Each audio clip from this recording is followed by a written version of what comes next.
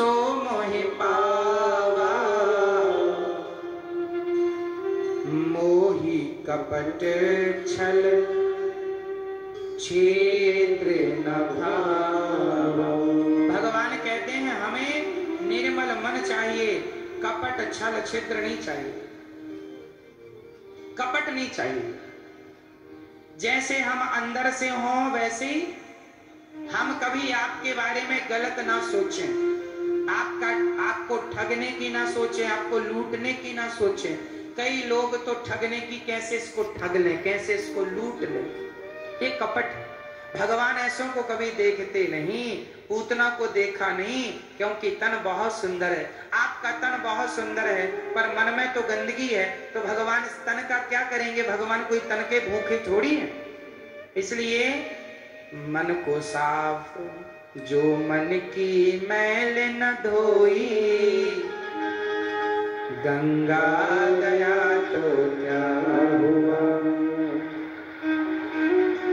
कपड़े रंगा के बंदे दुनिया में घूमता है, कपड़े रंगा के बंदे दुनिया में घूमता है। मन को रंगाना पगले, कपड़े रंगा तो क्या हुआ। तो गंगा में जाकर बंदे तन की तू मैल धोता, गंगा में जाकर तन की तू मैल धोता। जो मन की मैल न धोई, गंगा गया तो क्या हुआ। परमात्मा ना पाया, पाया जन्म तो क्या हुआ। ईश्वर को नहीं पाया तो मनुष्य बने तो क्या मनुष्य बने। तो कपट ना हो, निष्कपट। राम जी ने जिस मारीच को मारा वो कपटी मृग तो था, वो था मारीच, लेकिन बना क्या था? मृग। और जब राम जी ने बाण मारा तो बोला क्या? बोलो जोर से, क्या बोला? जोर से। राम नहीं बोला, मेरी मां। हाँ लक्ष्मण, हाँ लक्ष्मण, हाँ लक्ष्मण। मारीच ने मरते समय क्या बोला? हाँ लक्ष्मण, हे लक्ष्मण। क्यों बोला? क्योंकि उसके अंदर कपट था। लक्ष्मण इसलिए बोला कि सीता सुनेगी। अरे लगता है राम जी बुला रहे हैं, और उसने राम की आवाज से लक्ष्मण बोला ताकि सीता मैया को ये लगे कि राम जी संकट में है। इसलिए तो सीता जी ने भेजा लक्ष्मण जी को, जाओ, लगता है राम जी संकट में है, चिल्ला रहे हैं लक्ष्मण लक्ष्मण। तो लक्ष्मण जी ने कहा राम जी तो संकट में हो ही नहीं सकते, वो तो भगवान है।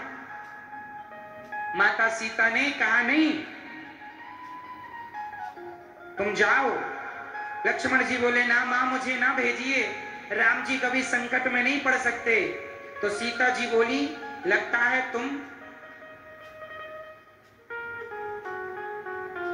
चूड़ी पहनने वाले हो, एक काम करो मेरी चूड़ियां तुम पहन लो और तुम इस कुटिया में बैठो, मैं जाती हूं अपने पति के लिए। तुम तो चाहते ही हो ना, जैसे भरत ने राम जी को घर से निकाल दिया, ऐसे तुम भी चाहते हो कि राम तो मर जाएं ताकि हम भोगते रहें राज्य।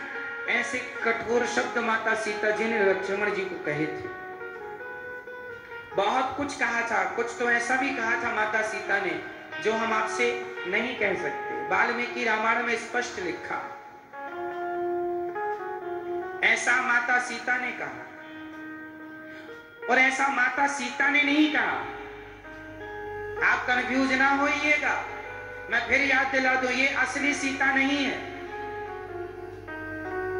ये जो लक्ष्मण जी को कटु शब्द कह रही हैं, ये सीता वो सीता नहीं है जो राम जी की असली पत्नी है।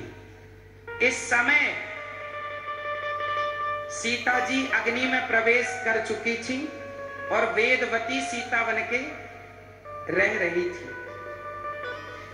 कल ही कथा में हमने बताया था, आज फिर हम उसको क्लियर कर दें। रामचरित में राम जी ने दो सीताओं का आश्रय लिया। एक सीता वो थी जो राम के संग वनवास आई। कहां तक आई? जब राम जी ने जब सीता माता की पांव में जयंत ने चोंच मारी, वहां तक तो असली सीता थी। उसके बाद राम जी ने सीता मां को अग्नि में, क्योंकि राम जी जानते थे कि अब रावण को मारने की लीला है, संकट आएगा, तो राम जी ने सीता जी को अग्नि में वास दे दिया था। और वेदवती जो थी उन्हें सीता बना के बुला लिया, और वही सीता, नकली सीता ही नकली मृग में मोहित हुई थी। सीता जी तो, आप लोग कई बार सवाल करते हैं ना कि सीता जी को क्या पता नहीं था कि ये मारीच है? सीता जी को क्या पता नहीं था कि सोने का मृग नहीं होता? क्या सीता जी को पता नहीं था कि सोने का मृग, क्योंकि मारीच क्या बन के आया? मैया, मारीच क्या बन के आया था? सोने का मृग। ये रावण का मामा था, मारीच मामा। तो ये मारीच रावण का मामा था। ये मारीच कहाँ का था? मॉरिशस। आज मारीच के नाम पर एक देश है मॉरिशस। कौन सा? मॉरिशस जो देश है ना, ये मारीच की नगरी है मॉरिशस। आज वो एक कंट्री है अपने आप में, देश मॉरिशस। तो मॉरिशस से आए मारीच मामा, और मारीच ने सोने का मृग बना लिया, और सोने का मृग बन के वो राम जी की कुटिया के पास चरण